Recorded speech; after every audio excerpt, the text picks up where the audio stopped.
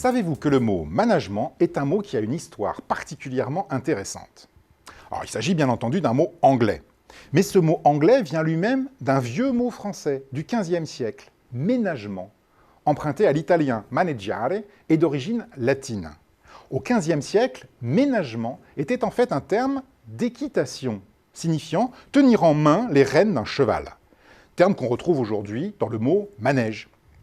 Or, les personnes qui, au XVe siècle, pratiquaient l'équitation, exerçaient pour la plupart des responsabilités. Et l'idée de tenir les rênes a rapidement dépassé le strict cadre de l'équitation pour signifier tenir les rênes d'une fabrique, d'une exploitation agricole ou d'une administration. Le mot s'est ainsi répandu en France, avant de gagner l'Angleterre. Par conséquent, la prononciation correcte en français n'est pas management à l'anglaise, mais bien management, comme le recommande d'ailleurs l'Académie française. Pour autant, qu'est-ce que le management?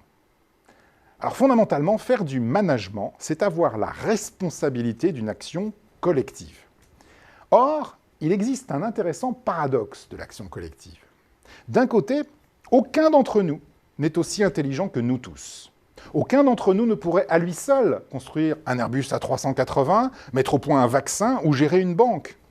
Le collectif est donc indispensable à notre prospérité.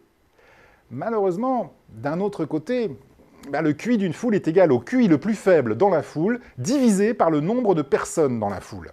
Comme le montre une simple observation, une foule, c'est excessivement stupide. Tout l'intérêt du management est donc là. Il s'agit d'organiser le collectif pour en tirer la quintessence et sans tomber dans la stupidité de la foule. De fait, le management consiste à diviser les tâches par fonction, par produit, par client ou par zone, mais aussi à coordonner ces tâches, que ce soit par la hiérarchie, les procédures, les budgets ou les compétences. Le management concerne notamment la rationalité individuelle et collective, la motivation, les phénomènes de pouvoir et l'aptitude au changement.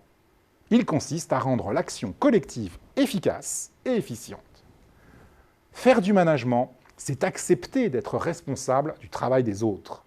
C'est prendre des décisions qui engagent un collectif. C'est s'assurer qu'un groupe d'individus en interaction sera capable d'atteindre un objectif commun. Alors cela ne s'apprend pas uniquement dans les livres et dans les écoles, mais pour autant, cela ne peut pas s'improviser. Les qualités qui font un bon expert technique ne sont pas celles qui font un bon manager. Le management, cela s'apprend, et il y a des écoles pour ça.